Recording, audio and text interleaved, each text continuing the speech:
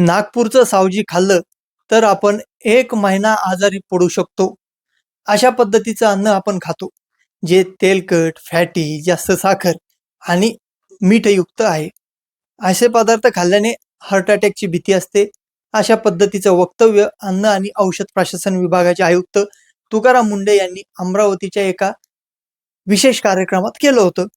तुकाराम मुंडे यांच्या या वक्तव्यानंतर सावजी पदार्थाबद्दल गैरसमज पसरवला जात असल्याची प्रतिक्रिया प्रसिद्ध शेफ विष्णू मनोहर यांनी व्यक्त केली आहे. आता सावजी बनवण्यासाठी खास पारंपरिक पद्धत आहे. तशा पद्धतीने जर सावजी बनवलं तर ते पोटासाठी आणि तब्येतीसाठी त्रासदायक ठरत नाही. मात्र आजकाल जास्त तेल, जास्त तिखट त्याच्यामध्ये टाकलं जातं. म्हणजे सावजी असं म्हणत सोशल मीडियावर गैरसमज पसरवला जात असल्याचं प्रसिद्ध शेफ विष्णू मनोहर यांनी सांगितलंय. आता सावजी हा समाज मूळचा कुठला, यांची स्टोरी काय आहे? सावजी म्हणजे विणकर बनकर हा समाज. हा समाज मध्य प्रदेशमधून नागपूरला स्थलांतरित झाला.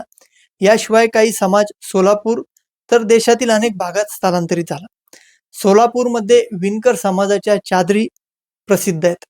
सोलापूर आणि सांगलीत गेलेला विणकर समाज लाल तिखटाचा जास्त वापर करतो. त्यामुळे त्यांच्याकडील रस्सा हा लालसर असतो. आणि नागपूरमध्ये जो रस्सा आहे तो मात्र काळपट आणि थोडासा पातळ असतो.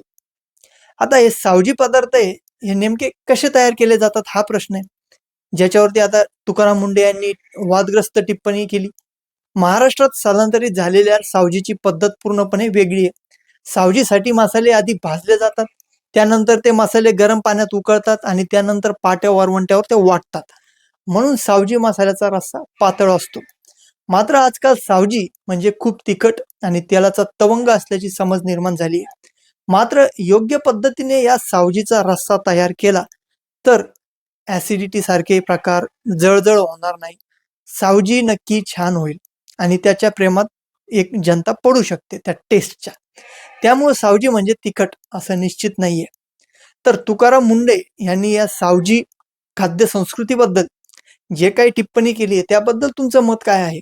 तुकाराम मुंडे नक्कीच महाराष्ट्राच्या जनतेसाठी एक खूप महत्वाचं काम करत आहे, ज्यामुळं महाराष्ट्राच्या जनतेला भेसळमुक्त अन्न मिळत आहे आणि मेडिकल जे काही अन्न औषध पुरवठा आहे त्यामध्ये पण एक क्लॅरिटी आणि स्पष्टता आलेली आहे. चांगल्या क्वालिटीचे प्रोडक्ट लोकांना भेटत आहेत. तर एकंदरीतच या सावजी कन्सेप्ट बद्दल तुकाराम मुंडे यांच्या या टिप्पणीबद्दल तुम्हाला काय वाटतं कमेंट बॉक्समध्ये सांगा. व्हिडिओ जर तुम्हाला आवडला असेल तर चॅनलला सबस्क्राईब करा, त्यानंतर कमेंट करा. तुमचं सहकार्य राहू द्या. मी मंगेश हुसे. धन्यवाद.